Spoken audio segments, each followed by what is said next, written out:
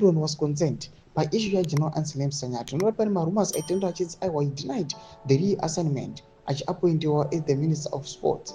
Panguva ino ndiyo inoendereka kubatira yatiri kuona kuti aiwa panapa pane mashoko akuzobuda achitaura zvinzi aiwa general panapa panguva inoyi he just accepted, but panapa mashoko ari kubuda achinzi chokwadi he denied the offer of subscribe icon on the bell icon.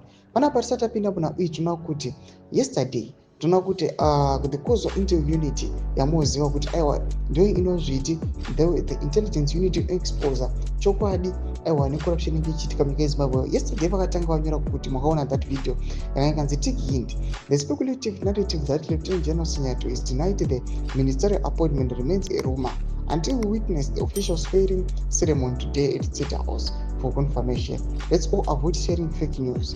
Domashoko awazviti Kozo remains your only reliable source. And then we are now seeing vanouya vachiita a post yamuri kuona pakuita swearing in parliament. But yes, vachiwana izvi zvichiitika kuti yes he accepted, he was sworn in. Vanhu vanova conclusion yekuti General Anselm Sanyatwe is accepted the offer. But pane mashoko abuda tukanaona nekudzwa vachiti President AD has sworn in Lieutenant General retired Anselm Sanyatwe as the Minister of Sport, Recreation, Arts and Culture at the State House.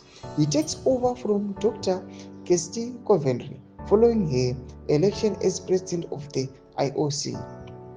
This dismisses speculative rumor that he rejected the offer. Ndio mashoko abuda tuko panapa aiwa vakomana vekozwa vachiti aiwa tichiona zvakadai zvichiitika. Yes, we are seeing social media handles akawandisa aiwa mamwe atiri kungoona mamwe amuri kuona muscreen achiti aiwa General Anselm Sanyatwe he rejected the offer and the likes. But panguva ino zvinhu zvichiitika we do not know hedu zviri paground zviri kuitika, but mamwe other pictures arikutoenda pasocial media especially rokuonekwa Anselm Sanyatwe achishow respect kuna General Chiwenga aiwa patikaona all eyes on them.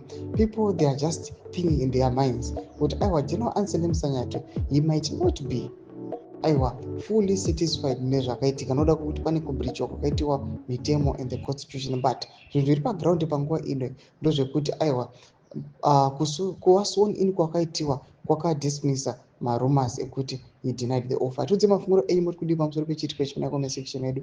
Subscribe or like, turn on the bell icon.